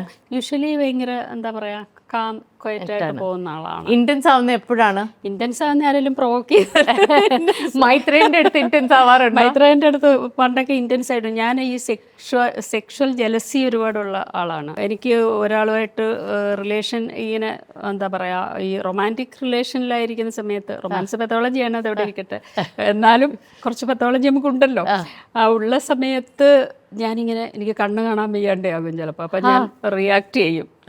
ഇത് എപ്പോഴത്തെ കാര്യമാണ് പറയുന്നേ? കനി ചെറുതായിരുന്നപ്പോഴോ അതോ ഈയിടെ? കനിയെ വിടൂ, കനി മാത്രമേ, എനി റിലേഷൻ, എല്ലാ റിലേഷനിലുള്ള കാര്യമാണ് ഞാൻ പറയുന്നത്. പക്ഷെ അത് വളരെ ടെമ്പററിയാണ്. പിന്നെ നമ്മൾ കുറേ കഴിയുമ്പോഴത്തേക്കും നമ്മൾ വളരെ കോൺഷ്യസ് ആവുമല്ലോ. അത് ശരിയല്ല എന്നുള്ള ബോധം നമുക്ക് വരുമ്പോൾ നമ്മളത്, പക്ഷേ വേറൊരാൾക്ക് അപകടം ഉണ്ടാകുന്നൊന്നും ഞാൻ ചെയ്യില്ല എന്നുള്ളത് ഉറപ്പാണ് ഞാൻ. പക്ഷെ സാധാരണ എല്ലാവരും ചെയ്യുന്ന പോലെ ലാപ്ടോപ്പ് എടുത്തെറിയുകയോ ബുക്ക് എടുത്തെറിയുകയോ പോലും ചെയ്യാറില്ല. അപ്പം മൈത്രേന് ഗേൾ ഫ്രണ്ട് ഉണ്ടെന്ന് പറഞ്ഞപ്പോൾ ചേച്ചിയുടെ റിയാക്ഷൻ ഇങ്ങനെയായിരുന്നു? ചൂട് വന്നു, ദേഷ്യം? എനിക്ക് ഗേൾ ഫ്രണ്ട് ഉണ്ട് എന്ന് പറയുമ്പോൾ മാത്രമൊന്നുമല്ല, അതിന് മുമ്പാണ് ഞാൻ വിജിലൻ്റായി നോക്കിക്കൊണ്ടിരിക്കും എപ്പോഴും. ഉണ്ടായി കഴിഞ്ഞ് പിന്നെ അത് തീർന്നു. ഉണ്ടാകുന്നത് വരെ നമ്മളെപ്പോഴും വിജിലൻ്റാണ്, വേറെ ഗേൾ ഫ്രണ്ട് ഉണ്ടാകാൻ പാടില്ല എന്നുള്ളതിൽ. അങ്ങനെ ആ സമയത്താണ് കൂടുതൽ തോന്നുന്നത്, ഉണ്ടാകുന്നതിന് മുമ്പാണ് അത് ഉള്ളത്. അങ്ങനെ ഞാൻ വേറെ ആർക്കെങ്കിലും മൈത്രേനോട് പ്രേമമെന്ന് പറഞ്ഞാൽ തന്നെ ഞാൻ പ്രശ്നമൊക്കെ ആക്കിയിട്ടുണ്ട്. പക്ഷെ അത് ശരിയാണെന്നല്ല ഞാൻ പറയണം കേട്ടോ. പക്ഷെ അതെന്താ പറയുക, അത് വളരെ ഇറാഷണലായിട്ടുള്ള ഒരു സെൽഫും നമുക്കുണ്ടല്ലോ, അതിൽ വരുന്നതാണ്. അത് അക്സെപ്റ്റ് ചെയ്യുന്നുണ്ട് ചേച്ചി. അതെ. Do it. What is it that you want to do and you have not done for a long time? എന്തോ ഹോൾഡ് ചെയ്ത് വെച്ചിട്ടുണ്ട്, അത് ചെയ്യണം. എന്താണ് എന്ന് മനസ്സിൽ വന്നു പെട്ടെന്ന്? ഞാൻ ഒന്നും ചെയ്യാൻ എനിക്കാണെങ്കിൽ എപ്പോഴും കട്ടിലിൽ കിടക്കാൻ ഇഷ്ടമുള്ള ഒരാളാണ്. TV ഒക്കെ കണ്ടുകൊണ്ട് ഞാൻ അതുപോലെ എപ്പോഴും ഹൊറിസോണ്ടൽ പൊസിഷനിൽ ആവാൻ ഇഷ്ടമുള്ള ആളാണ്. എപ്പോഴും ഞാൻ TV-യിൽ വെച്ചിട്ട് ഇങ്ങനെ കിടക്കും, എൻ്റെ അത് കണ്ടുകൊണ്ട് കിടക്കും. അതാണ് എൻ്റെ ഇഷ്ടപ്പെട്ട കാര്യം. അപ്പം പിന്നെ അതാണ് ഇഷ്ടം. അപ്പം പിന്നെ എന്താണ് ചെയ്യേണ്ടത്? ചേച്ചിയുടെ ബിഗ്ഗസ്റ്റ് വീക്ക്നെസ് എന്താ in terms of food or clothing? അങ്ങനെ എന്തെങ്കിലും ഒരു മെറ്റീരിയലിസ്റ്റിക് ആയിട്ടുള്ള എന്തെങ്കിലും ഇൻട്രസ്റ്റ് ഉണ്ടോ? മെറ്റീരിയലിസ്റ്റിക് ആയിട്ടുള്ളതേ ഉള്ളൂ, അല്ലാതെ മെറ്റീരിയലിസ്റ്റിക് അതല്ലേ ഞാൻ പറഞ്ഞത്. എനിക്കിഷ്ടമുള്ള ഫുഡ് കഴിക്കുന്നത് ഭയങ്കര ഇഷ്ടമുള്ള കാര്യമാണ്.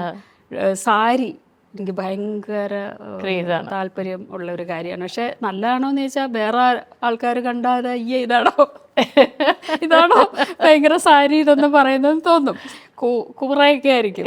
പക്ഷേ എനിക്കതൊക്കെ ഭയങ്കര കളറൊക്കെ ഇങ്ങനെ എന്താ പറയുക, ലോക്കൽ എന്നൊക്കെ നമ്മൾ പറയുന്ന പോലത്തെ കളേർഡ് ആയിട്ടുള്ളതും ഒക്കെ എനിക്ക് ഇഷ്ടപ്പെടും. എനിക്കത് ഭയങ്കര ഇഷ്ടമാണ്. അതൊന്നും ഇഷ്ടപ്പെടാതിരിക്കില്ല. അങ്ങനെയുള്ള കാര്യങ്ങൾ. പിന്നെ ചായ കുടിക്കുക എന്നൊക്കെ ഉള്ളത് ഞാൻ പറഞ്ഞല്ലോ, ചായയും കാപ്പിയൊക്കെ ആരെങ്കിലും വേണമെന്ന് ചോദിച്ചാൽ ഒരിക്കലും ഞാൻ വേണ്ടെന്ന് പറയില്ല. അങ്ങനെയുള്ള മെറ്റീരിയലായിട്ടുള്ള എല്ലാ കാര്യങ്ങളും എനിക്ക് ഇഷ്ടമാണ്. കനിയായിട്ട് ഏറ്റവും കൂടുതൽ തല്ലുകൂടുന്ന എന്ത് കാര്യത്തിലാണ്? കനിയായിട്ട് ഞാനായിട്ട് തല്ലുകൂടാൻ പോകുന്നതല്ല, പക്ഷെ ഇതാണ്, ഞാൻ ഭയങ്കര സെൽഫ് സെൻറ്റേഡ് ആയിട്ടുള്ള ഒരാളാണ്. അവിടെ അമ്മ മകൾ എന്നുള്ളതൊന്നും അധികം വർക്ക് ചെയ്യില്ല. എൻ്റെ കംഫർട്ടൊന്നും ഞാൻ കളിക്കൂല. അപ്പോൾ കൂടുതലും നമ്മൾ ഈ ഒരു മുറിയിലാണെങ്കിൽ ഫോൺ ചെയ്യുന്നതൊക്കെയാണ്. ഇപ്പം ഞാൻ ഫോൺ വിളിക്കുമ്പോൾ അവൾ പറയും പിന്നെ പതുക്കെ സംസാരിക്കും, അവൾ ചെയ്യുമ്പോൾ ഞാനും പറയും. പിന്നെ അവൾക്കാണെങ്കിൽ ഒട്ടും ലൈറ്റ് ടോളറേറ്റ് ചെയ്യാൻ പറ്റത്തില്ല. അപ്പോൾ ഒരു മുറിയിലാണെങ്കിൽ പ്രശ്നങ്ങളുള്ളൂ, ഒരു മുറിയിലല്ലെങ്കിൽ പ്രശ്നമൊന്നുമില്ല. ഒരു മുറിയിലാകുമ്പോൾ അവൾ ഇത്തിരി നമ്മൾ കർട്ടൻ പോലും മാറ്റാൻ പറ്റത്തില്ല, അയ്യോ ലൈറ്റ് വന്നു എന്ന് പറഞ്ഞിട്ട് പ്രശ്നമാക്കും. അപ്പോൾ നമുക്ക് അങ്ങനെയൊക്കെയുള്ള ചെറിയ കാര്യങ്ങൾ ആബ്സല്യൂട്ട്ലി നോട്ട്. ചെയ്യില്ല, എന്ത് ചെയ്താലും ഞാൻ ഇത് ചെയ്യൂല. നോ പറഞ്ഞ കാര്യങ്ങൾ. നോ പറഞ്ഞത്, ഒന്ന് കല്യാണം കഴിക്കില്ല. കല്യാണം കഴിക്കില്ല. സെക്ഷലി ആളുകൾ അപ്രോച്ച് ചെയ്താലും ചിലപ്പോൾ നോ പറയും. നോ പറയാ. ഓക്കെ, നോ പറയും, വളരെ സ്ട്രോങ് ആയിട്ട് നോ പറയും. അങ്ങനത്തെ സിറ്റുവേഷൻസ് ഉണ്ടായിട്ടുണ്ടോ? പവർ സ്ട്രക്ചേഴ്സ് എന്ന് വരുന്നത്. പവർ സ്ട്രക്ചേഴ്സ് ഇത് എന്തായാലും പറയാം, അങ്ങനെയല്ല, പവർ അല്ലെങ്കിലും നോ പറഞ്ഞിട്ടുണ്ട് പല പ്രാവശ്യം. എന്നുവെച്ചാൽ പക്ഷെ എനിക്ക് ഓപ്പണായിട്ട് ചോദിക്കുന്നത് ഇഷ്ടമാണ് കേട്ടോ ആളുകൾ. അങ്ങനെ ചോദിച്ചിട്ടുണ്ട്. അതെനിക്ക് ഭയങ്കര 10-30 കൊല്ലം മുമ്പ് തന്നെ, കേരളത്തിലല്ല കേട്ടോ, കേരളത്തിലുള്ള ആളുകൾ ചോദിക്കലും പറയലും ഒന്നും ഉണ്ടാവില്ല. കേരളത്തിലെ ആളുകൾ എങ്ങനെയാണ് ചോദിക്കുന്നത്? കേരളത്തിലെ ആളുകൾ പിന്നെ എന്താ പറയാ, കേരളത്തിലെ ആളുകൾ വേറൊരു തരം ആണ്. എങ്ങനെയാ ചോദിക്കുന്നതെന്ന് വെച്ചാൽ എങ്ങനെയാണ്? അല്ല ചേച്ചി, നോ പറയാൻ മാത്രം കേരളത്തിൽ നിന്ന് ആരെങ്കിലും ചോദിച്ചിട്ടുണ്ടെങ്കിൽ എങ്ങനെയായിരിക്കും ചോദിക്കുക?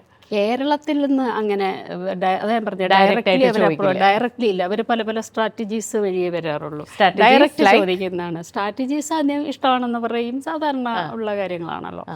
എന്നിട്ട് പിന്നെ ഒന്ന് ഉമ്മ വെച്ചോട്ടെ എന്ന് ചോദിക്കും. അങ്ങനെയൊക്കെയാണല്ലോ കേരളത്തിലെ ആളുകളുടെ ഒരു രീതി. അവർക്ക് ഭയങ്കര സ്ട്രാറ്റജി മെനയലാണ്. പക്ഷെ അതല്ലേ പറഞ്ഞത്, ഡയറക്റ്റായിട്ട് ചോദിക്കുന്നത് എനിക്ക് ഇഷ്ടമാണ് സത്യത്തിൽ. നമുക്ക് നോ പറയാനും എളുപ്പമാണ്.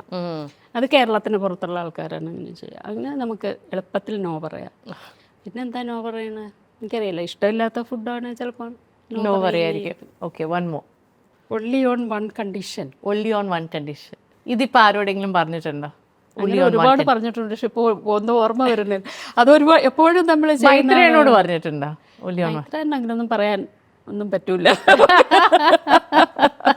എല്ലാം യെസ് പറയോ മൈത്രേനോട്? അങ്ങനെ വൺ കണ്ടീഷൻ എന്നൊന്നും പറയേണ്ടി വരില്ല. നമ്മൾ യെസ് ആണെങ്കിൽ യെസ്, നോ ആണെങ്കിൽ നോ എന്നുള്ളതല്ലാതെ കണ്ടീഷൻ വെച്ചിട്ടൊന്നും പറയാനുള്ള സ്പേസ് മൈത്രേന ആർക്കെങ്കിലും കൊടുക്കുമെന്ന് എനിക്ക് തോന്നുന്നില്ല. ഓക്കെ, അങ്ങനെ കണ്ടീഷൻ വെച്ച് ഇല്ലെന്ന് തോന്നുന്നു. ഇല്ല, അങ്ങനെയൊന്നും പറഞ്ഞിട്ടില്ല. Okay, one day yes, one day no. അത് ഡെഫിനറ്റ്ലി സെക്സ്, ഒരു സംശയവും ഇല്ലാത്ത കാര്യമാണല്ലോ. പിന്നെ ഏത് കാര്യത്തിനും വൺ ഡേ യെസും വൺ ഡേ നോ നോ തന്നെയാണ്. എല്ലാ കാര്യത്തിനും അങ്ങനെയാണല്ലോ. നമുക്ക് ഇന്ന് ഇഷ്ടമുള്ളത് നാളെ ഇഷ്ടമായിരിക്കില്ലല്ലോ. ചേച്ചി ഇപ്പോൾ ഇത്രയും എക്സ്പീരിയൻസ് ഉള്ളൊരു വ്യക്തിയോട് ഞാൻ എങ്ങനെ ചോദിക്കുന്നറിയില്ല, ബട്ട് ഐ ആം എന്ന ഡാഷ് എന്നൊരു ഡാഷ് ഇടുകയാണെങ്കിൽ ആ ഡാഷ് എങ്ങനെയായിരിക്കും ചേച്ചി പൂരിപ്പിക്കുക? Uncertain. I M uncertain about everything and you live and thrive in that uncertainty. Yes. I cherish the uncertainty. Oh my God, and all I look for is certainty. Certainty. What a contrast. Thank you so much for coming onto the show. Pleasure talking to you, Chechi. A lot of topics, lot of controversial statements. This episode was in fact a conscious attempt to kind of look at life differently for me personally, Chechi. And there was a lot of learning for me. Thank you so much. And ഒരു ചിന്ന gift നമ്മുടെ ഭാഗത്തു നിന്ന്. Actually, this is a brand called Neora, and this is Neora, and they have a diary. Oh, okay. Thank you. ഒരു card holder, pouch, and ഇത് വേഗൽ leather നിന്നുണ്ടാക്കിയത്, and there is a pen holder also for you. I hope you like the diary. ചേച്ചിക്ക് എഴുതാൻ ഇഷ്ടമാണെന്നറിയാം, അതുകൊണ്ട് ഞാൻ type ചെയ്യാലേ ഉള്ളൂ, ഇപ്പൊ പേന വെച്ചൊന്നും അത് ആണോ? എഴുതാറില്ല. Okay. എന്നാ വെച്ചു ഡയറി ആർക്കെങ്കിലും ഗിഫ്റ്റ് ചെയ്തു. താങ്ക് യു സോ മച്ച് ചേച്ചി. Thank you for coming on to the show. Enjoyed your And thank you. I absolutely enjoyed myself too.